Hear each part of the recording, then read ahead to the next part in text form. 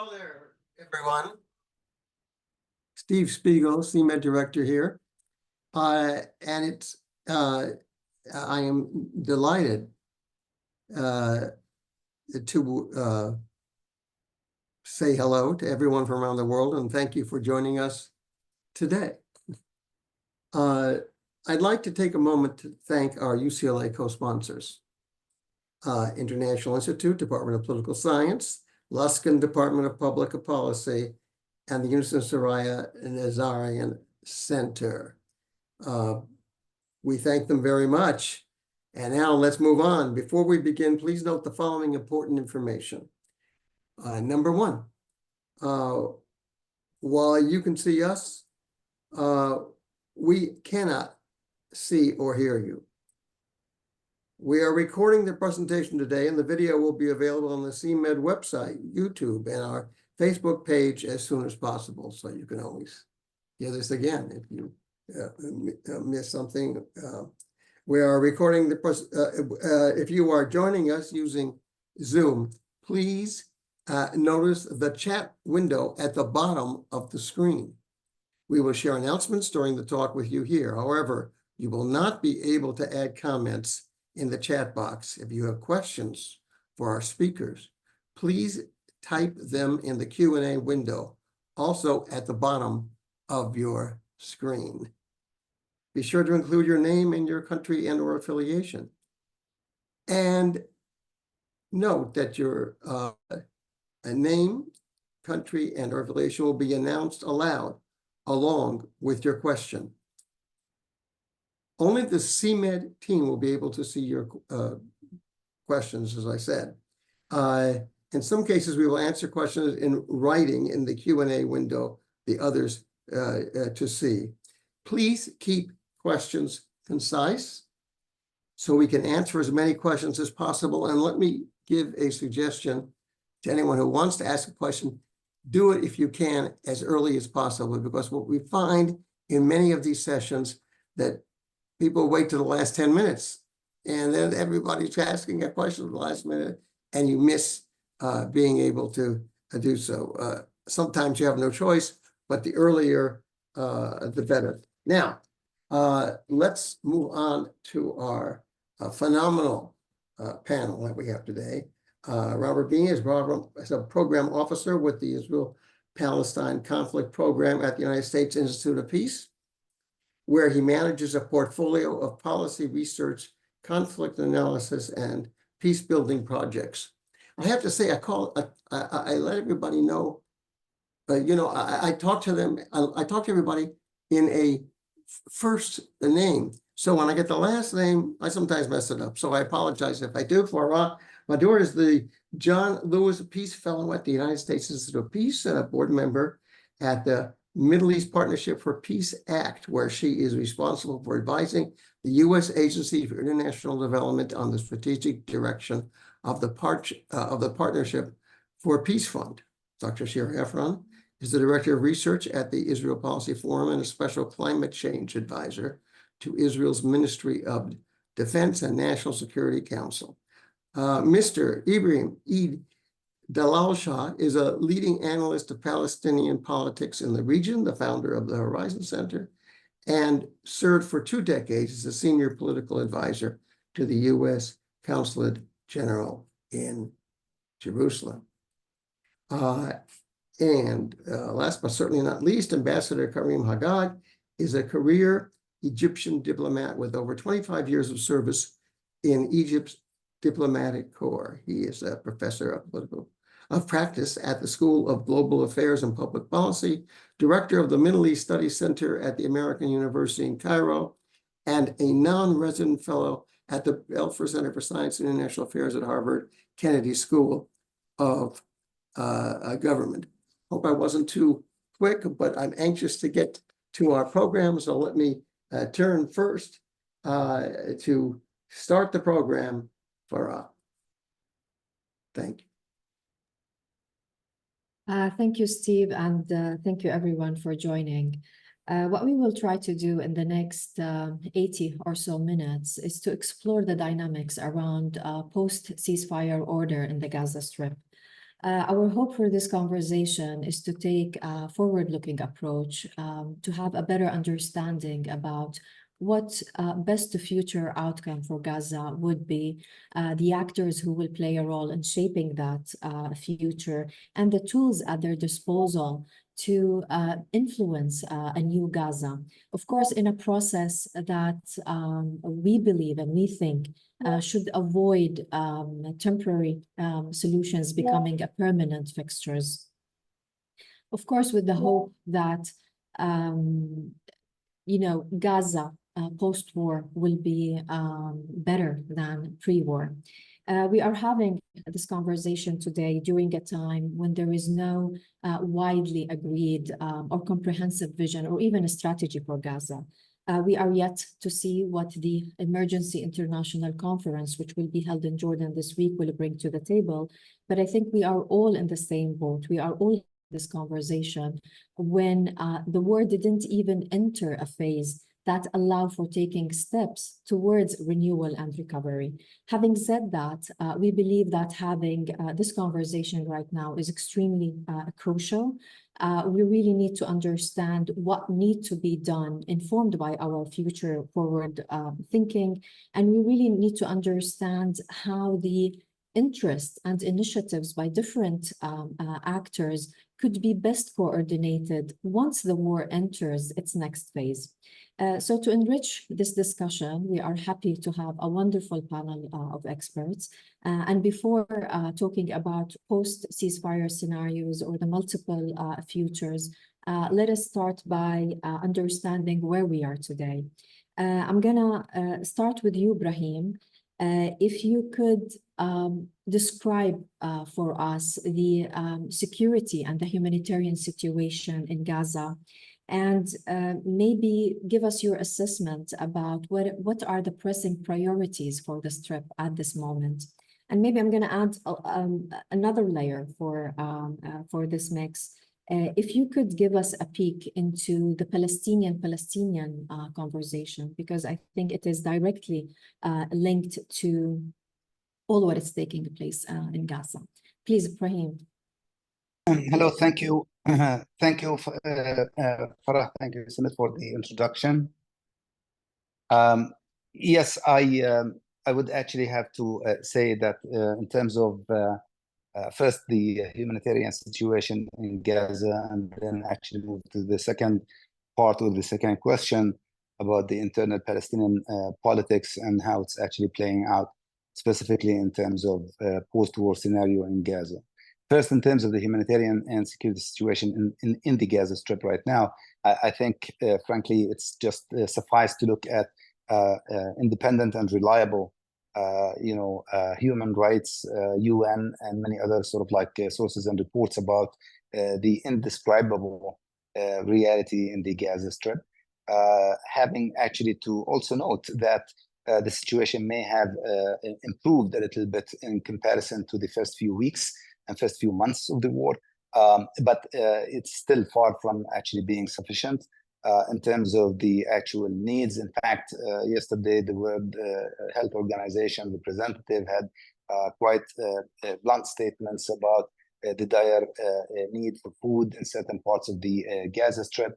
That includes Rafah, which has recently been invaded by the Israeli army. In the north as well, with the closure of Rafah and the other crossings, things have actually become, more difficult. The pier, which was built by the US but did not really serve the purpose in any efficient way, I think has also an impact. At the end, I think there's enough data to substantiate the reports about the dire humanitarian situation in terms of access and entry of humanitarian supplies, despite the best efforts of so many countries and international organizations to actually alleviate and improve that reality. And it's obvious that without a ceasefire, a cessation of hostilities, the situation will continue to be challenging. Suffering will actually continue to be there, and there will be no enough amount of entry of humanitarian and other basic supplies into the Gaza Strip under the circumstances. Now, in terms of the internal security situation, among many other factors, anything that is identified with Hamas, and that actually includes some sort of, like whether it's the civil police or the recently created civil society type of committees and emergency committees in Gaza, which has Hamas elements in it. They're still being targeted regardless of the identity of these formations, which actually increases the problem of internal lawlessness, lack of security, law and order. It actually has a big impact on looting, anything that actually comes into the Gaza Strip, especially in certain parts where there's obviously no central control anymore. And that is a situation where I think more and more attention needs to be paid to the process of delivering those humanitarian needs to the Gaza population.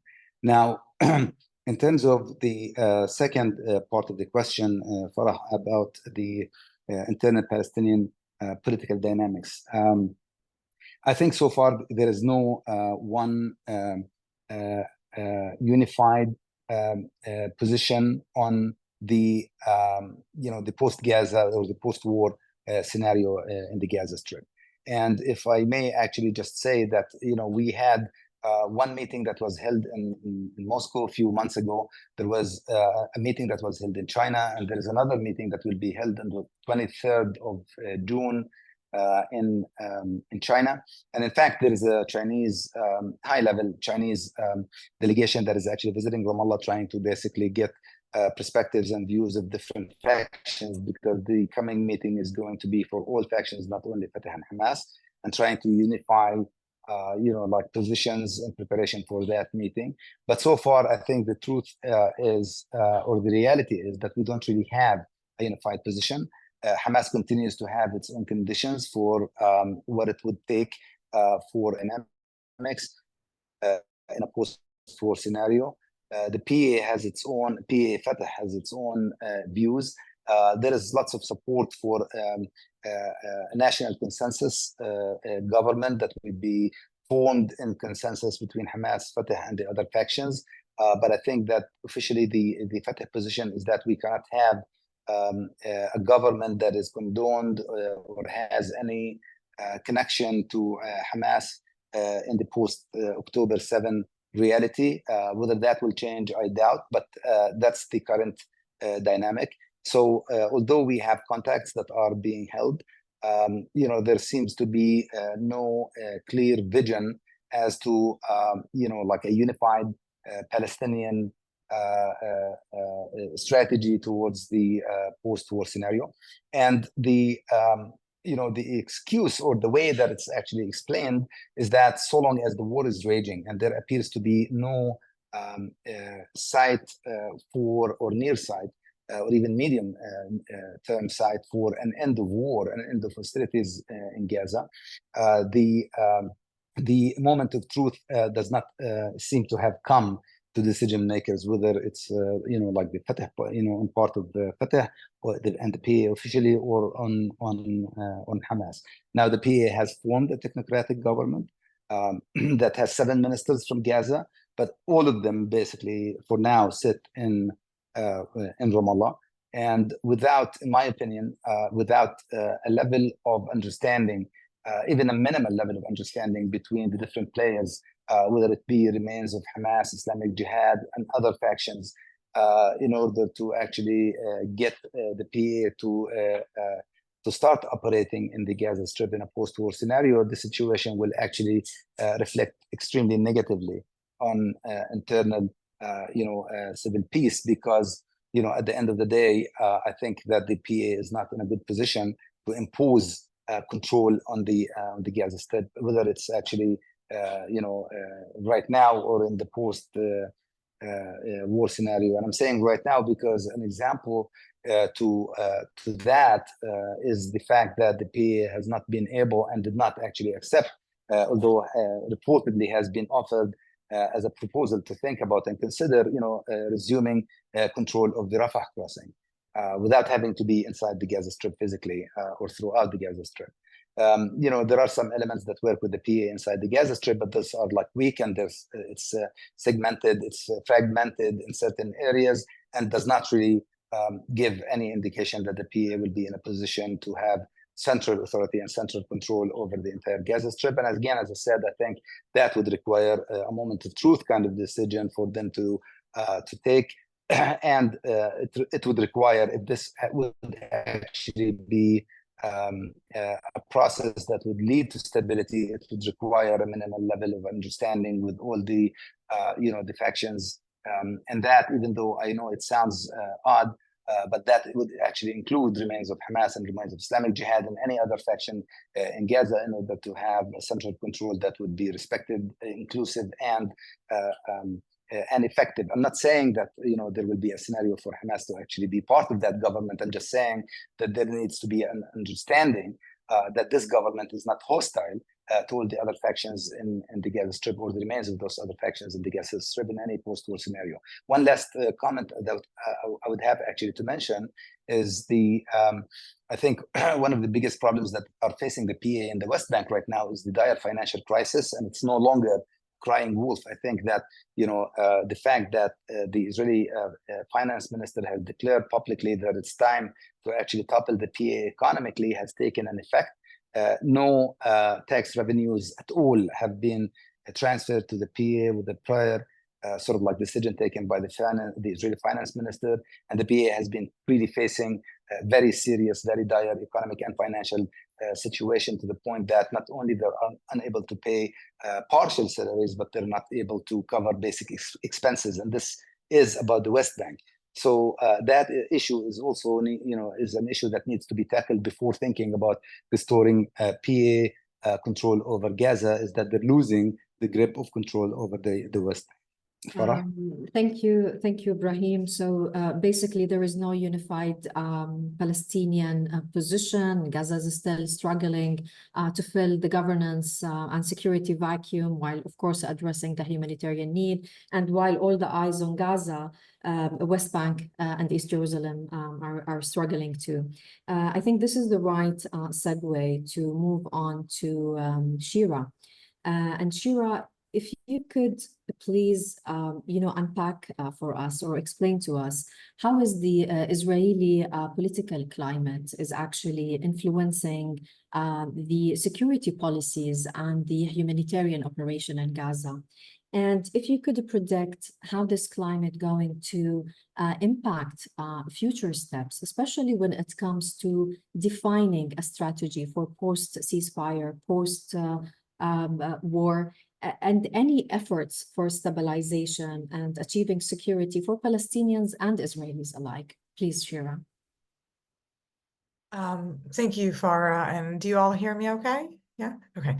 It's good to be here with so many friends. I don't know if you want me to also address the sort of the post-ceasefire thinking now, just because there's so many issues. I will respond to what Ibrahim just said now, maybe starting with that. I think on the humanitarian front, sadly, Israel's policy really evolved here, and rather than understanding upfront, right at the beginning of the war, that it's not just really a moral imperative, but it's also a strategic choice that Israel has to make, and to ensure that there's sufficient humanitarian relief in Gaza. This was something that Israel was sort of forced into, kicking and screaming. I will say, though, that ironically now Israel is trying to push the UN and other players to bring in more humanitarian supplies into Gaza. So this thinking has changed completely. When you speak about the politicians and the political climate in Israel, that's everything. You have sort of like the defense establishment, and you have most of the country who is busy with other things. And we can talk about what's happening domestically in Israel, but it's really, Israel's at its weakest point, both regionally, right, and security-wise, but also domestically in terms of people like just unable to sustain their livelihoods. So most people don't care, but you have a very extreme minority that is overrepresented in the government. And so we hear about those I think they should be called by what they are. You know, there's vandalists, they're trying to like burn aid trucks and trying to climb fences and resettle in Gaza. And obviously they're representing the government by the extreme right, but this is a minority. And for overall, I think there's an understanding in Israel, the humanitarian situation in Gaza needs to improve. However, there's also a realization that, you know, this idea of lawlessness in Gaza, this concept, there's no public security because, right, we're just dismantling Hamas. Hamas is not entirely gone, but it keeps, you know, sort of siphoning off aid, taxing aid, and at the same time, you're creating these vacuums. And of course, we see black market and all these other phenomena. And also 8 months into this, I mean, we can't keep counting how much flour there is for pita breads, right? Like people have to start getting more diverse foods, the healthcare supply. It's people are on displaced constantly. There are some families that have been displaced for the 6th time, so it's very difficult to supply aid. So I think we're all like counting trucks, and there's discrepancy between the UN and Israel. And we don't have time to this. I can explain all the discrepancy, and I actually think probably in terms of the numbers of trucks that might be on the border, probably Israel has the more accurate count. But at the end of the day, it doesn't really matter if it doesn't get to the people. And there's a real issue, and there's no question the humanitarian situation continues to deteriorate, and also the needs change. In terms of the current fighting, as probably people here have followed, there was a big thing about whether Israel is going to go to Rafah or not going to go to Rafah, and Biden posted sort of, there was the withholding of weapons, and then not withholding. And the idea is, at the moment, the IDF is operating in Rafah. It's mostly, and I'm sure Karim will get to this, occupation of the Philadelphia corridor, sort of the strip that, you know, is on the border between Gaza and Egypt, looking at trying to stop smuggling tunnels and militants that are there. There are reports that U.S. pressure here has indeed contained the operation, so it's still in the outskirts of the city of Rafah, but not inside the city. So, you know, it's not like a U.S. veto on the operation itself, but it is more contained than it was. Of course, it can grow. At the same time, there's still IDF fighting in other parts, mostly in Jabalia in the north, in areas that, at least to us Israelis, we've heard that, you know, the IDF occupied them from Hamas a long time ago, and we have them clear. So going in the 3rd time, and often last week, there was more intense fighting in the north than in the south. The hostages, obviously, there's still the Israeli hostages. There's a constant sort of debate. You know, when talking about the politics, there's a Netanyahu who's saying it less. He started saying it more in the last few days, but there's a very extreme right that keeps talking about a total victory. I don't know what they are drinking, smoking, no total victory in sight. Most people understand that, but you know, there were 2 war aims, right? There's one, the dismantlement of Hamas as a governing body that can threaten Israel militarily, and bringing back the hostages. So far, hostages mostly are coming back dead. 5 more were found dead, or were discovered that, according to intelligence, that they died. 4 died in captivity. Another one died apparently was not a hostage, but the 4 hostages that died in captivity, the IDF sort of admitted it without admitting it, because there's an investigation now into it, but it's basically IDF probably killed them by mistake, obviously, but that's what happens when you fight in those areas, and this was happened in Khan Yunis. So we're in this predicament now where there is a hostage deal, ceasefire, whatever you call it, on the table. Biden spoke about it on Friday. He introduced it, said it was an Israeli position. It is an Israeli position with minor modifications. It's very difficult to know what's going to happen at the moment.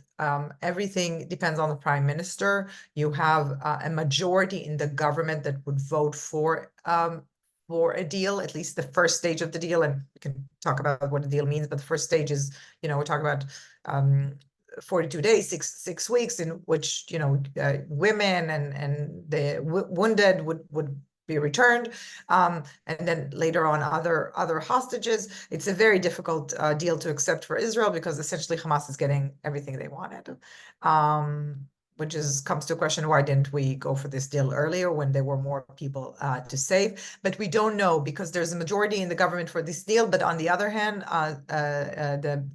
the finance minister, who is also a minister in the defense ministry, Ibrahim mentioned him, Bezalel Smotrich, and Minister of Homeland Security, Itamar Ben-Gvir, they're both true ideologues, and they said that if this deal is accepted, they're gonna withdraw from the coalition, which means that they will break the government. And the assessment has been so far that Netanyahu places the unity of his government, or basically the stability of his government, ahead of the country's interest.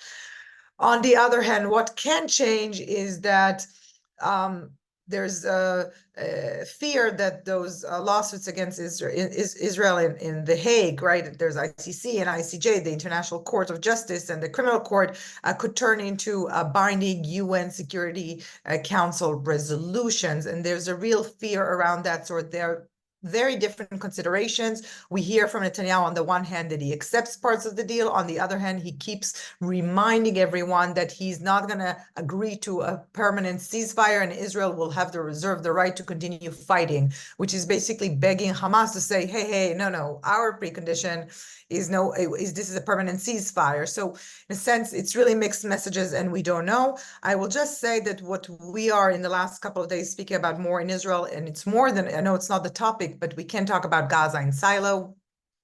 The north of Israel is on fire, literally.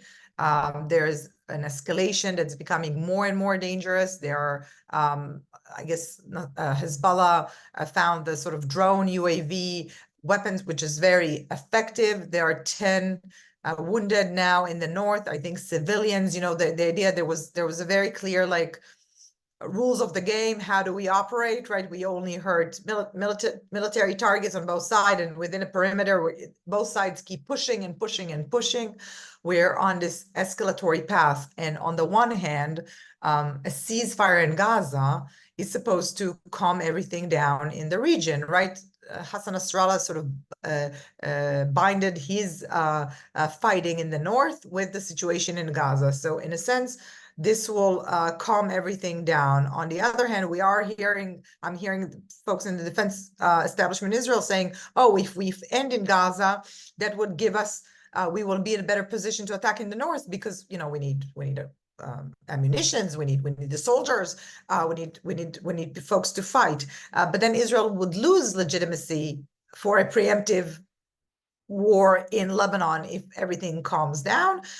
So we have a real predicament there. And the final thing that I will say about the West Bank stability, and it does go into PA, no PA, if there's any other alternative, and I don't know that there is.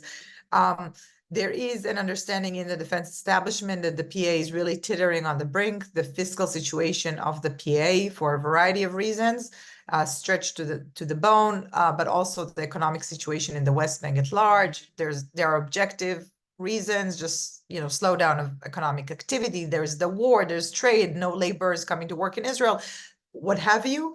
But of course, also the policy of the finance minister, who is withholding revenue taxes, is withholding part of it, now is withholding more. A part of the withholding is due to other countries recognizing the state of Palestine, so he's punishing Palestine. Now, Smotrich knows what he wants. And he's a pretty good strategist, right? He says what he wants and he's operating to get it. But, there is a prime minister and there is a cabinet, and they are supposed to know better. And I think the question the international community should ask Israel is, this cabinet, indeed before October 7th, but this cabinet in the summer of 2023 decided proactively, said we have a government resolution to make sure that the PA survives, meaning to prevent the collapse of the PA. And there were steps taken. And I think it's time to ask Israel, have you changed your mind? Is this the policy of not Smotrich, of the government of Israel? Because if it is, we're moving into a very, very different trajectory, right? It means, what is the future of not just Gaza and the day after, it's the day after the day after this month, and there is legislation that is coming to effect this month, and there are ties between Israeli banks and Palestinian banks that are going to be severed at the end of the month. And this is really the money time for these questions. So maybe I'll end with this. Thank you, thank you, Shira. This is very heavy to digest, but I think it's a necessary sober take. If we really want to sketch what post ceasefire scenarios are, we really need to understand what is taking place at this moment, and maybe a theme that came from your presentation and Ibrahim's, that we cannot deal with Gaza in isolation from its surrounding, and that actually will be the right time to bring Karim to the discussion. And Karim, there is a stressing question about the Egyptian-Israeli bilateral relations.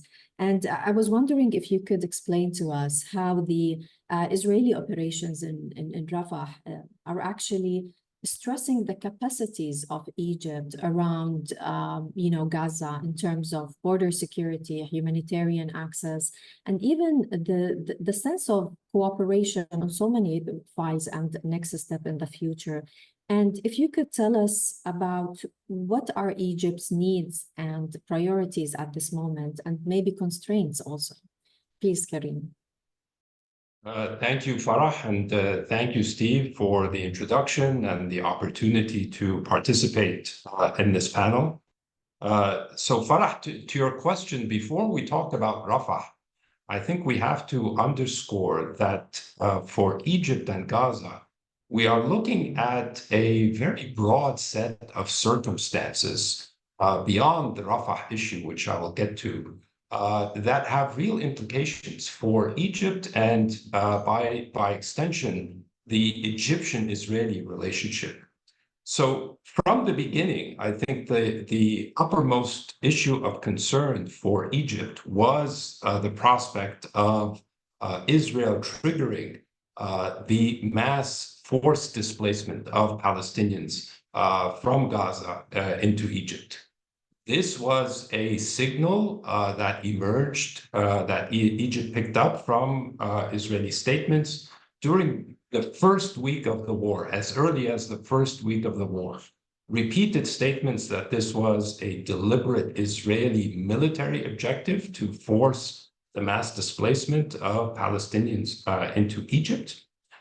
Egypt responded by framing this issue as really a red line for Egyptian security, warning that it would have implications not only for Egypt's national security, but also the stability of the Egyptian-Israeli relationship. And then coupled with that, we had, again, from the very beginning, an Israeli deliberate policy of obstruction of the flow of humanitarian aid through the Rafah border crossing, which was the main conduit for humanitarian relief going into Gaza. As I think Shira mentioned quite correctly, that this gradually emerged as being what was perceived to be a very deliberate Israeli policy of exacerbating the humanitarian situation in Gaza in a way that would have as one of its effects the forced displacement of Palestinians from Gaza into Egypt. So this posed a tremendous logistical burden on the operations along the Rafah border crossing, but it also had strategic implications for Egypt. And these issues were really seen from the perspective of Cairo as falling against the backdrop of what was a very long-standing history of Israeli attempts to solve the problem of Gaza in Egypt, right? Whether through previous proposals to get an agreement to enlarge the area of Gaza into the Sinai through land swaps between Egypt and Israel, between the Sinai and the Negev, or pressuring Egypt to assume responsibility for governance and security in Gaza, or forcing the mass influx of Palestinians into Egypt. So from the beginning, this war had real serious strategic implications for Egypt and tied to the overall stability of the relationship between Egypt and Israel. Then we get to Israel's latest occupation of the Philadelphia corridor and, of course, the Rafah border crossing. And there are several very significant implications here. So first, there is a very direct implication linked to the Egyptian-Israeli peace treaty. So the Philadelphia corridor, which runs along the entire length of the Egypt-Gaza border, is part of Area D. And Area D is meant to be a demilitarized zone on the Israeli side of the border. The fact that we now have Israeli forces with the IDF deployed in the Philadelphia corridor constitutes a violation of the security annex of the Egyptian-Israeli peace treaty. We also have a situation in which Egyptian and Israeli forces are now deployed in very close proximity across each other, facing each other along the Philadelphia corridor and facing each other across the Rafah border crossing. And that has the potential, very serious potential, of leading to cross-border fire incidents, as exactly what happened last week with the exchange of fire between Egyptian and Israeli forces, leading to a number of casualties on the Egyptian side. So we have the prospect of a repeat of these types of incidents. And then, of course, it presents Egypt with a very serious dilemma of how to operate the border crossing with Israel effectively reoccupying Palestinian territory with its control of Philadelphia and the Rafah border crossing. So from the beginning, Egypt's interest was to maximize the flow of humanitarian assistance going into Gaza, principally through the Rafah border crossing, but in any way that we can get humanitarian assistance into the Gaza Strip, whether through the various crossings that Israel controls between Israeli territory and Gaza, whether through airdrops. So Egypt actually participated actively with dozens of airdrops of humanitarian supplies into Gaza. But now, with Israel effectively occupying the Rafah border crossing, this presents a dilemma between Egypt's desire to maximize the flow of humanitarian assistance, or basically to acquiesce to Israel's occupation or reoccupation of Palestinian territory. So this is a very serious issue for Egypt. And this has prompted a very firm Egyptian position that insists on Israel relinquishing control of the Rafah border crossing in order to allow for the efficient and full resumption of operations, humanitarian operations in Rafah. And finally, I think that there's a very important implication of the emerging strategic situation that we have in Gaza. And this gets to a little bit of what Ibrahim was describing in his presentation. So now what we have in Gaza is a reality of a potential vacuum of governance in Gaza. We have a breakdown of security coupled with a complete humanitarian and social breakdown of the situation in Gaza. And so we may have a situation in which we don't actually get to a day after scenario in Gaza, meaning a day after where we can actually begin to talk about sustained humanitarian relief, where we can begin to talk about serious reconstruction. We can begin to talk about a reestablishment of governance in Gaza. And that has real serious implications for Egypt. So we hear a lot about this phrase now that's constantly being referenced with regards to Gaza as a Somalia on the Mediterranean. And one very serious analyst of conflict in the region told me, you know, Karim, we may actually be faced with a different scenario of a Fallujah on the Mediterranean. So a long-term, decades-long insurgency that will continue between armed factions, including Hamas in Gaza and the IDF, even if we do get some form of tentative ceasefire in Gaza. That situation has real spillover effects into Egypt. It has spillover effects that could potentially destabilize northern Sinai. So we may have a return of terrorism operations in the Sinai, the return of extremism, trafficking in illicit goods, in weapons, in smuggling. And that will have real implications for the stability of the Egyptian-Israeli relationship. And it's a situation that will not only complicate the overall relationship, the security relationship between both sides, but it puts a tremendous pressure on Egypt and Israel to deal with what will be a very complex and very highly destabilizing situation. And it may just present a reality that is beyond the ability of both sides to actually manage. And I think the important point to underscore here is the danger that this is not or may not be a temporary situation. This is the situation that we will have over the long term. And unless we move very quickly and very seriously to stabilize that emerging reality, I think the implications for Egypt and the Egyptian-Israeli relationship could potentially be quite serious. So maybe that gets to the second part of your question about Egypt's approach as to how to address this very troubling potential reality that we see emerging before us in Gaza.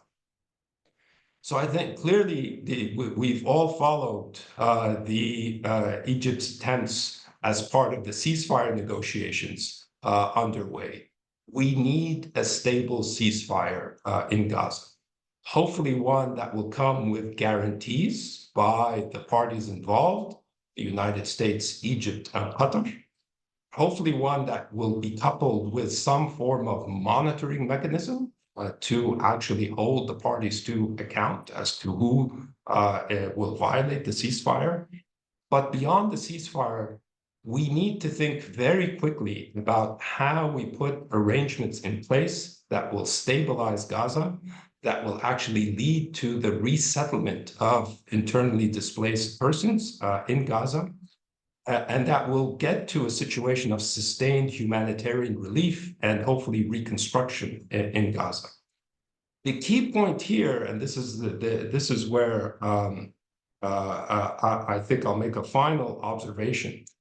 All of this has to be coupled with a serious pathway to a political process that gets us to a two-state solution.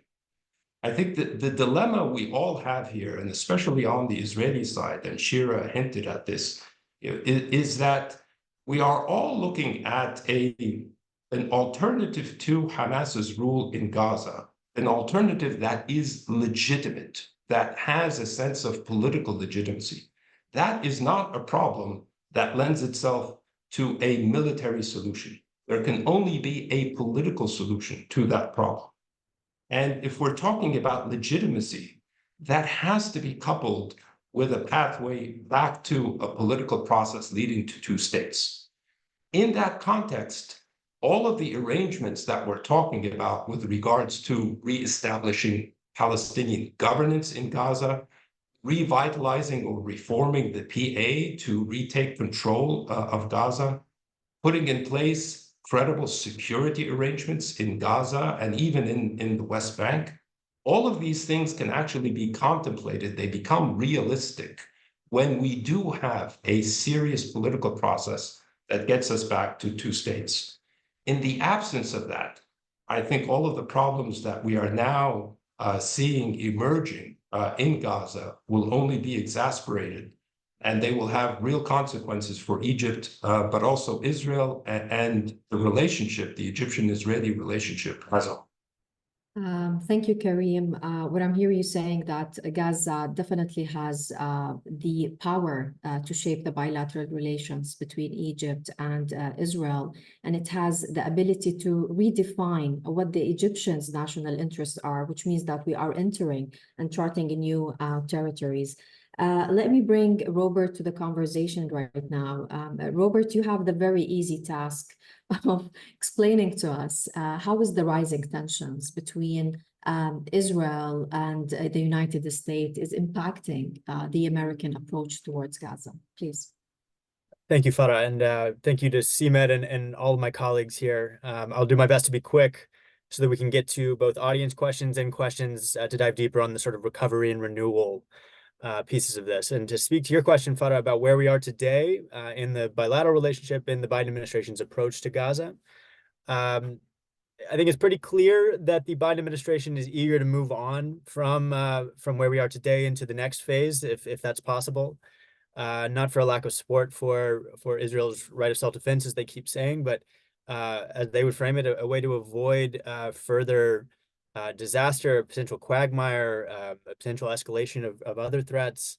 I think, as I would agree with Kareem completely, something that's talked about around Washington a lot right now is that there may not be a day after, or this could be the day after, that there's not a light switch on and off from war to post-war, that this will be a process. But the Biden administration is very eager to move from where we are today into a future phase that offers some potential for different momentum towards something that's better than where we are today. So there's been, of course, humanitarian disaster, hostages held for 9 months, but Hamas is seriously degraded, is the sense the Biden administration has, that there is not a chance that Hamas can commit another October 7th, and that now is the time to look towards a new phase.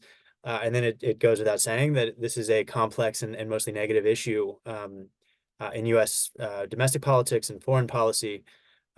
So the Biden administration is committed to, through the current negotiations, trying to move toward avoiding into a new phase, which avoids or tries to head off the kind of nightmare scenario that Kareem just mentioned. So they're heavily invested in these current talks. That means a pause in fighting, some kind of hostage exchange, humanitarian relief. And as Ibrahim as well mentioned, they feel that a ceasefire is the step that opens the door to all next steps, even if it's you only get phase one of a 3-phase system. They feel that changing the chemistry of the conflict right now is a good in and of itself. There's a need for it, and they see real urgency in moving to the next phase and creating that momentum. And then it adds to a broader picture that the Biden administration is very committed to a vision for a new Middle East that's talked about a lot. We call it the Biden Doctrine, however you phrase it.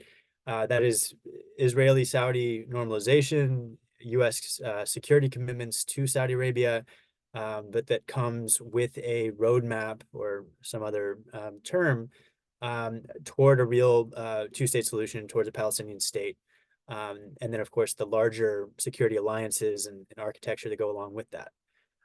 So the Biden administration is very much looking to move toward an end game, which advances this sort of regional security architecture, Israeli and regional relations in a different place, and Palestinian self-determination. But where they're kind of, to your point, Farah, and the point of the question, where they're struggling is a sense of strategy, a sense of end game from the Israeli side, from Israeli leadership. What is the ultimate set of goals that the Israelis would like to take away from Gaza post-war, and what comes next is the question that keeps being asked.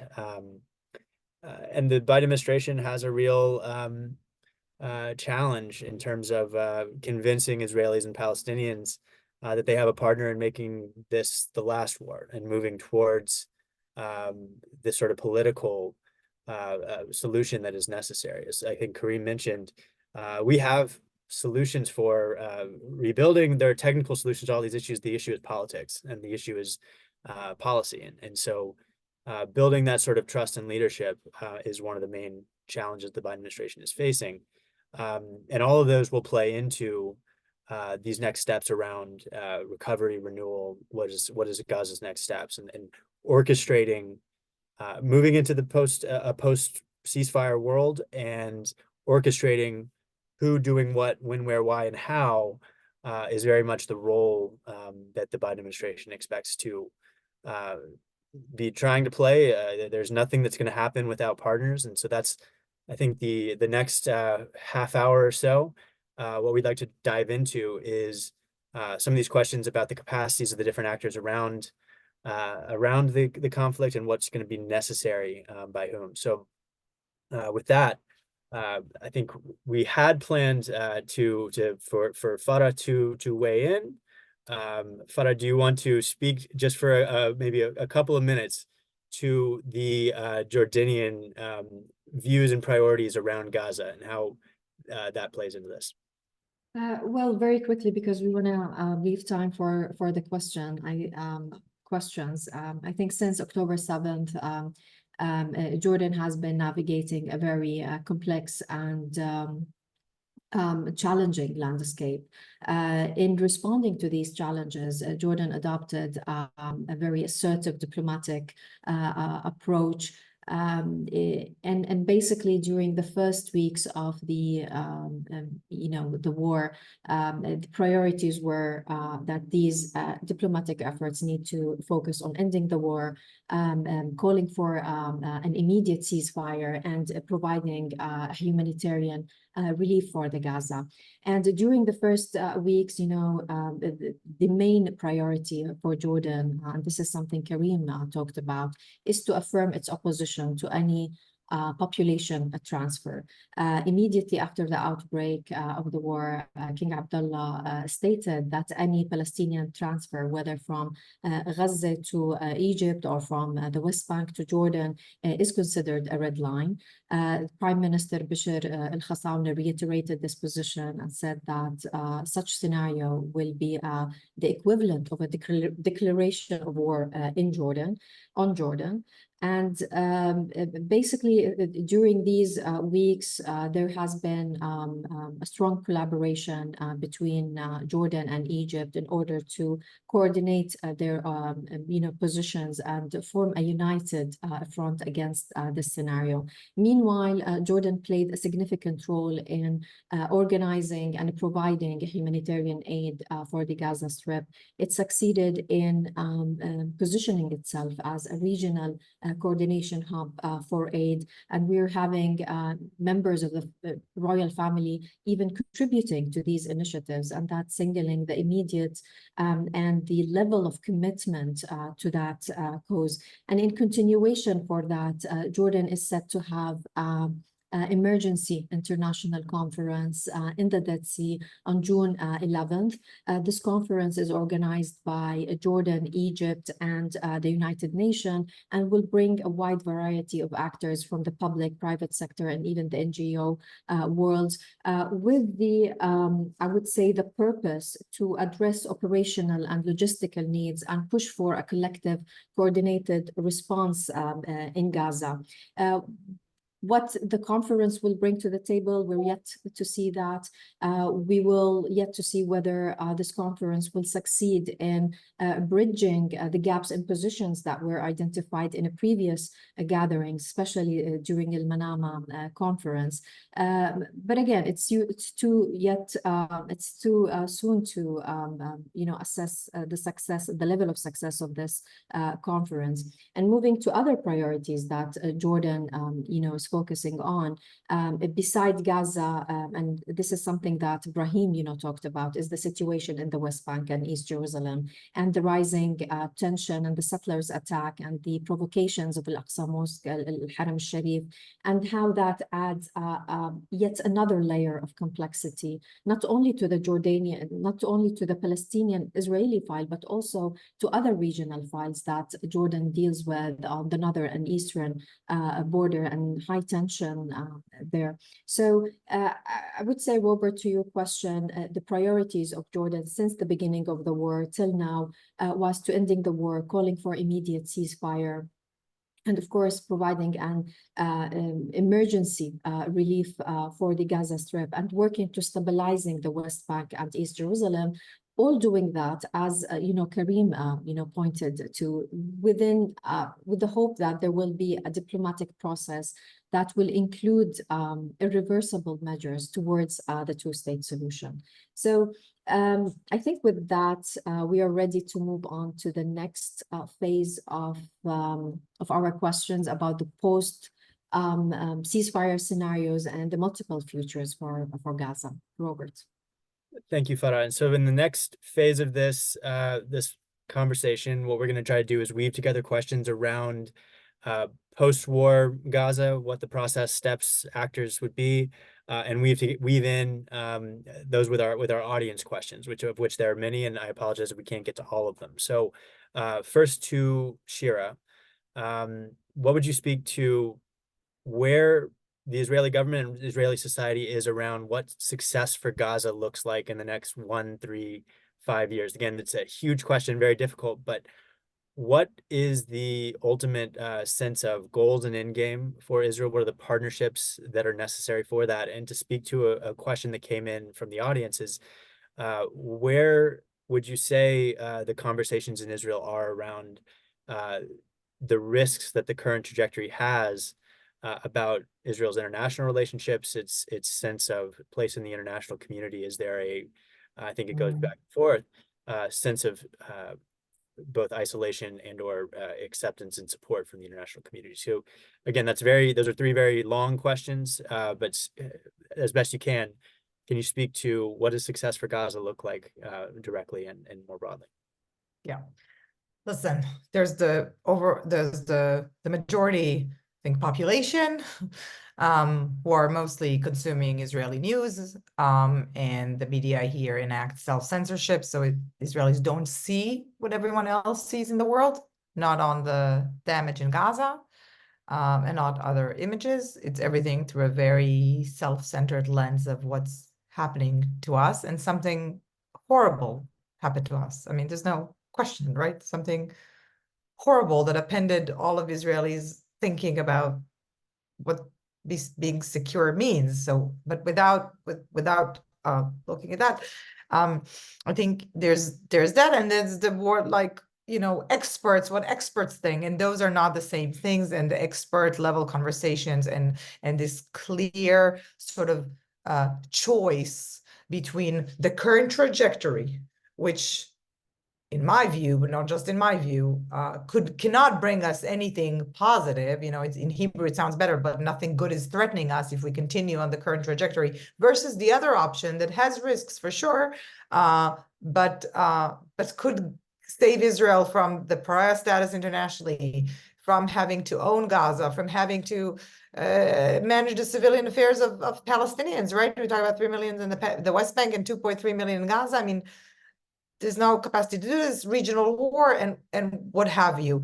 So I don't think this conversation is made clear to Israelis as others maybe outside think.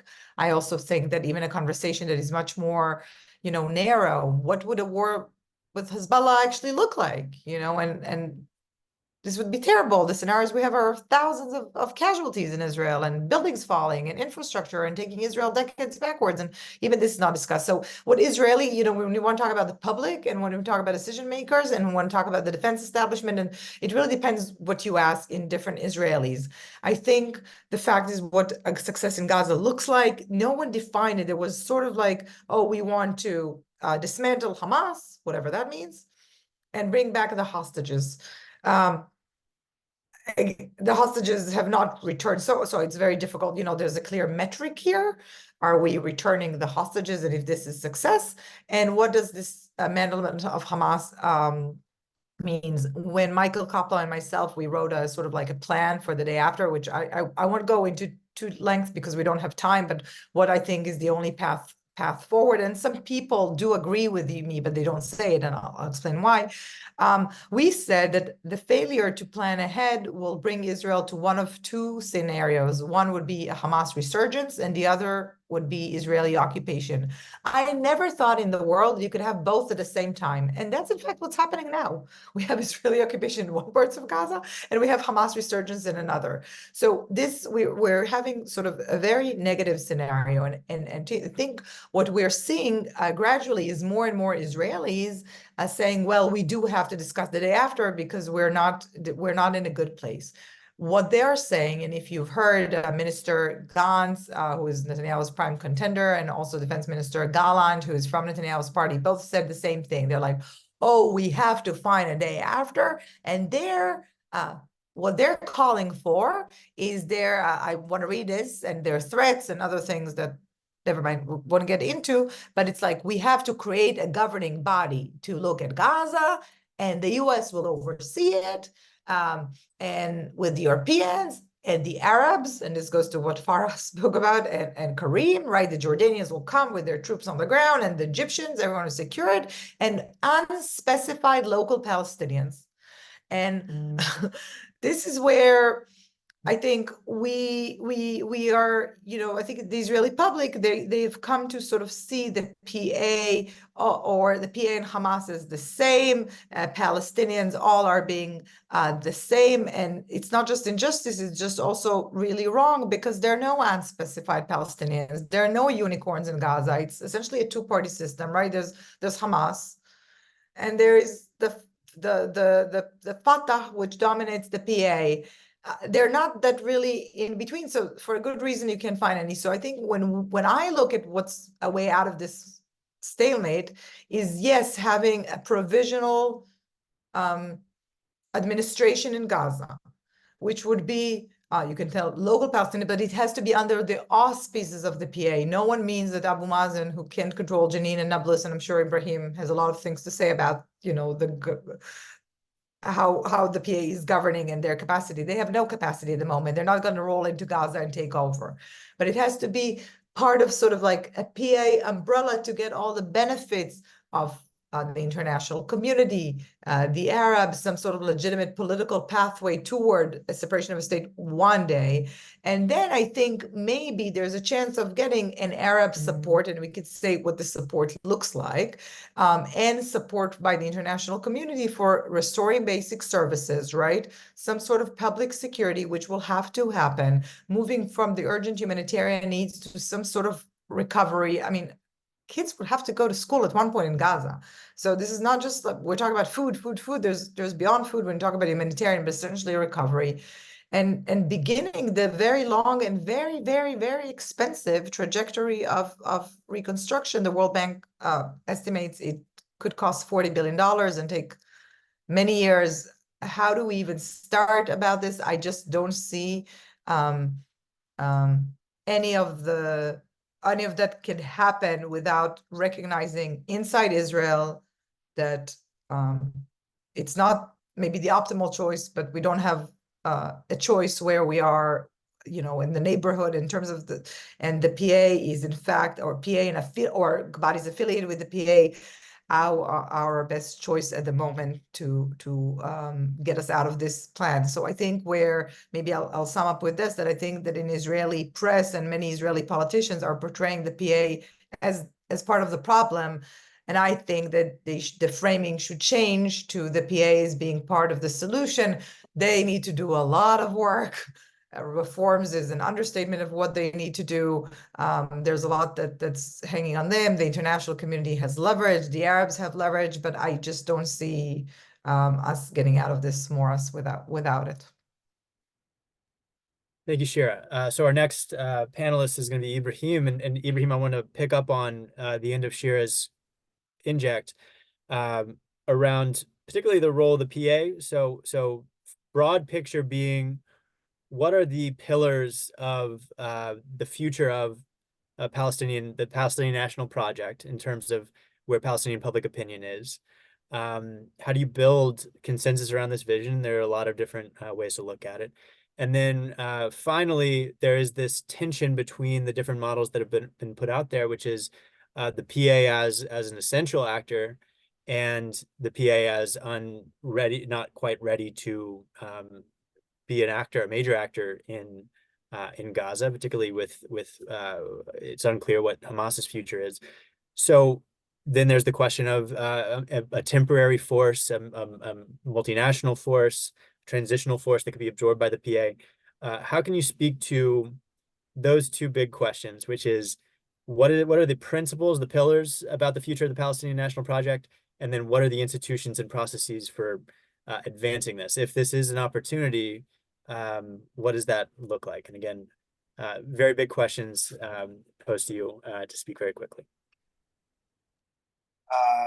Speaking very quickly, I was actually warned or asked to slow down.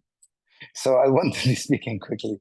I will try to actually slow down so so people basically fully understand what I say. First of all, I think, to be honest, that these are in my opinion, and I think in general, Palestinian public opinion, the very wrong questions. As it stands today, with the government of ideologues in Israel, or at least, as Shira was mentioning, ideologues that are given power in determining policies, whether it's vis-a-vis Gaza or Hamas or the Palestinian Authority. I don't really think that there are prospects for the PA to reform. In fact, I would actually warn and say that if the current situation, the financial situation of the Palestinian Authority stays like it is, and it looks like it's going to stay like it is for a month or two, I think you'll start seeing the disintegration of the PA in the West Bank, even further disintegration. Yes, the PA requires and needs lots of reforms, but the external pressure that is being applied by the Israeli Minister of Finance, who publicly stated that it's time to bring down the PA economically, is not something that you would actually neglect if you were living in the West Bank as an average citizen, because you see it. You see that 40%, by the way, of Palestinian employees are unable to reach their workplaces, not only because of the internal closures that have been applied since October 7, but now actually because they have no means and no finances and no salaries to actually get to their workplaces. PA security forces are being, cutting down on supplies to them that includes food. So instead of 3 meals, they're actually getting 2 meals. And it's actually going worse and worse. Private sector, the currency flow, the fact that more than 200,000 workers in Israel are unable to reach their workplaces, while public sector is not being paid, and this has been going on for more than 8 months, or being paid partially. This has created a situation where the PA has entered into a state of disintegration. So thinking about the PA role in Gaza, while it's unable to sustain its role in the West Bank, is really absurd in so many different ways. And you have an Israeli minister who basically controls policy and says that it's time to actually bring down the PA. So that's not conspiracy theory. This is basically a reality that we're going through and we're seeing day in, day out. On the other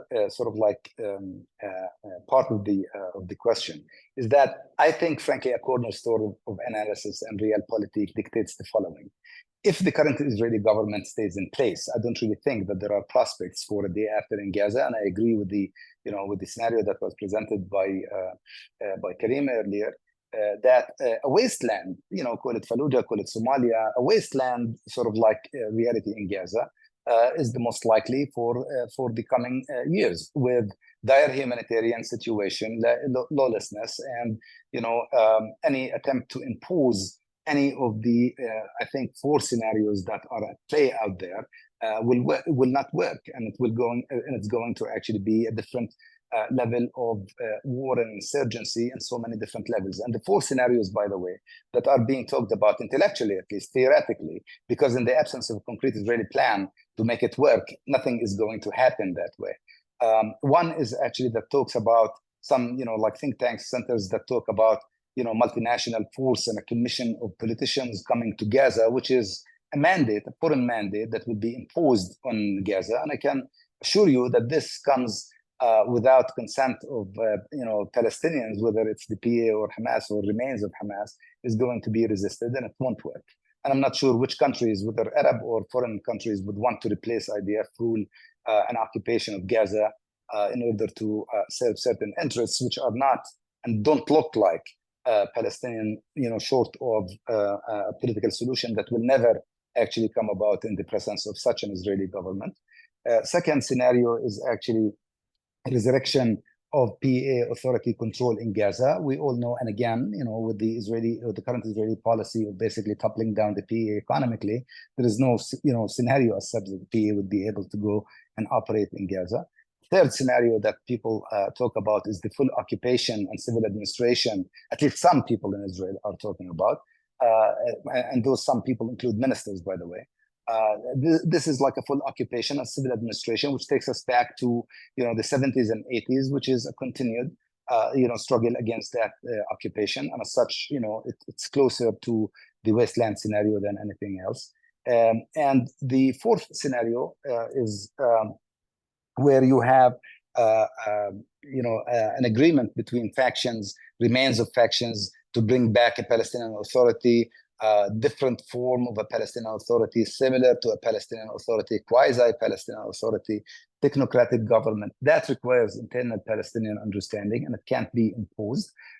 And so long as there are dictates and there are conditions on forming that kind of authority, including by Israel, which again, by the way, has rejected even the return of PA to the Rafah crossing just recently. So that does not really tell you much about the prospects of any of those solutions becoming actionable.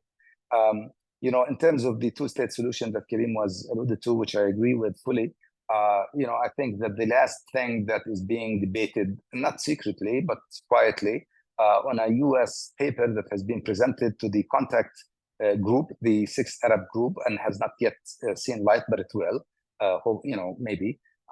That the U.S. administration is committed to resuming negotiations on two-state solution and normalization with Saudi Arabia.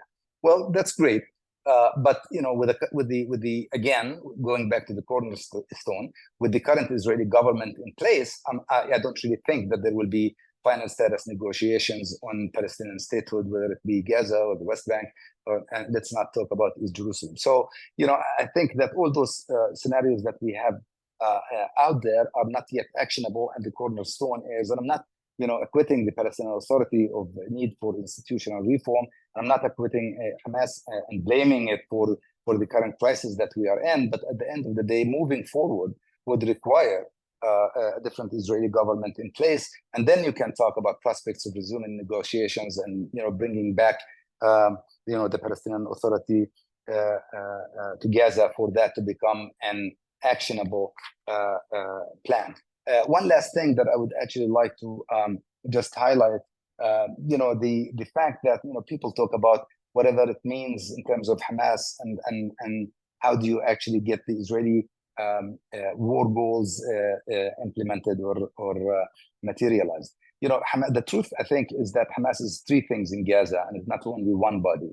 You have one Hamas that has to do with the governance in Gaza, a government in Gaza, and Hamas has stated publicly that they will agree to the forming of a technocratic government with certain conditions that they have, and that's, I think, a possibility to ending up with a quasi-PA technocratic government that could take over, control in Gaza, because Hamas, under the current situation and the post-war scenario, is unable to meet the enormous needs and requirements of governing Gaza directly the same way that they actually did before.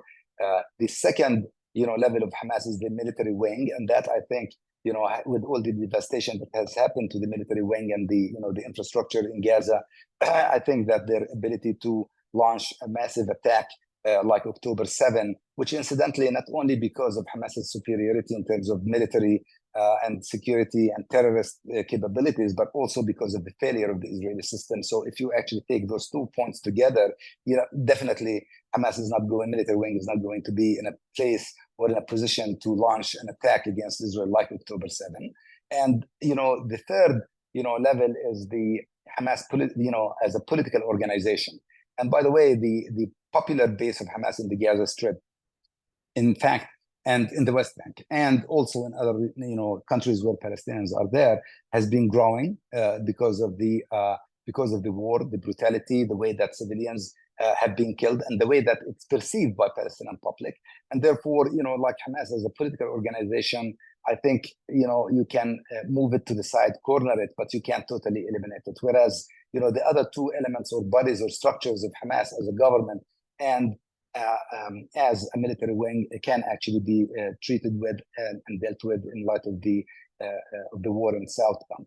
In short, in order to actually get to a situation where you can actually move into an actionable plan and a scenario, you simply need sensible, not an ideologue-driven Israeli government that helps the Palestinian Authority to actually take over control in Gaza, helps the Palestinian Authority to basically, create a formation of governance in Gaza, whether it be civilian or security, in order to, push Hamas aside and move forward from that point. But, in a situation where it's no Hamas and no Abbas and no Palestinian Authority, and we would like to have some, favorable Palestinians that we would like to work with under a civil administration and direct military rule, it's going back to the 70s and 80s and the, starting the struggle in so many different ways, anew. And with that, I think I would finish. And if you have any questions or comments, I would be more than happy to answer. Thank you, Ibrahim. And so I'm going to pivot to Kareem, then we'll take a couple more audience questions and wrap. But Ambassador Haggag, so there's it's very clear that Egypt is a critical actor for all of Gaza's next steps. Ibrahim laid out 4 potential scenarios for what the security situation, how it would be handled in Gaza going forward. A multinational force is difficult or impossible. PA ownership, which is maybe not feasible. Israeli control, which is very possible, but potentially the recipe for long-term insurgency and trouble. And then some kind of quasi-Palestinian authority that Ibrahim laid out there. I wanted to get your reactions to those different possibilities and what the Egyptian vision for or response to that would be. 2, as someone that's thought about regional security for so long, what is the sense of the feasibility of a multinational force taking some kind of temporary mandate to run Gaza until it could be handed over to Palestinians to run? What would be Egypt's requirements for doing so, its capacity to do so, and how does it relate to the Egyptian relationship to Israel and the United States? And then finally, there were a couple of questions in the chat about Egyptian commitment to preventing smuggling in the post-war era. So has there been any kind of change in Egyptian security apparatuses thinking about how smuggling is addressed? And again, apologies that I'm giving you a lot of big questions for only a few minutes, but over to you, Kareem. Thank you, Robert. I will be very brief. So I completely concur with what Ibrahim mentioned about the difficulty of each of these options. To add to the challenge and the difficulty, I would actually advocate that we need to do all or most of these options together. So let's think of this as a series of problems that need solutions. Right? Let's try and distinguish between these problems. To deal with the problem of governance and security post-war in Gaza, there really seems very little alternative to some form of international force in Gaza. Now, I completely agree about the hesitance and reluctancy of most states to participate in this force, which is why we need to begin to think seriously about the mandate for this force. I do not foresee a mandate in the form of a UN Security Council resolution establishing this force, setting out the parameters of this force, without it being linked specifically, explicitly to the references for 2 states, right? So we would have to get a force with a mandate linked to the principles of land for peace, 2-state solution, possibly the 67 borders, Jerusalem as the capital of 2 states, etc. That is the only way we will probably get international consensus on the establishment of this type of force. To deal with the Palestinian legitimacy issue, yes, I think that the PA is in no way, shape, or form ready to assume governance in Gaza. That is why I think ideally we would have to have the establishment of this international force coupled with some form of symbolic Palestinian presence in the form of a consensus government for the West Bank and Gaza. That would lend legitimacy to this arrangement. To deal with the Hamas problem, so I think it's becoming evidently clear that there is no military solution to the Hamas problem. The only potential solution is a political one. Now, that can take many forms. That can take the form of some form of reconciliation agreement between Fatah and Hamas, as Egypt has strived to do for decades now, ever since Hamas's takeover of Gaza in 2007. Or it could take the form of basic understandings between the PA and Hamas, as I think Ibrahim mentioned quite correctly, so that Hamas does not be a spoiler. The key point here is that all of these problems are linked. And the only way these solutions become actually operable, right? I'm not saying easy, but operable and conceivable is within the context of a serious roadmap back to two states. Once you do have that, it becomes conceivable to actually think of an international force, to think of Palestinian reconciliation, to think of a return of the PA back to Gaza. Final point I will make, yes, these are all very difficult solutions. But if you think these are difficult, I would ask you to pause and reflect on what Shira mentioned.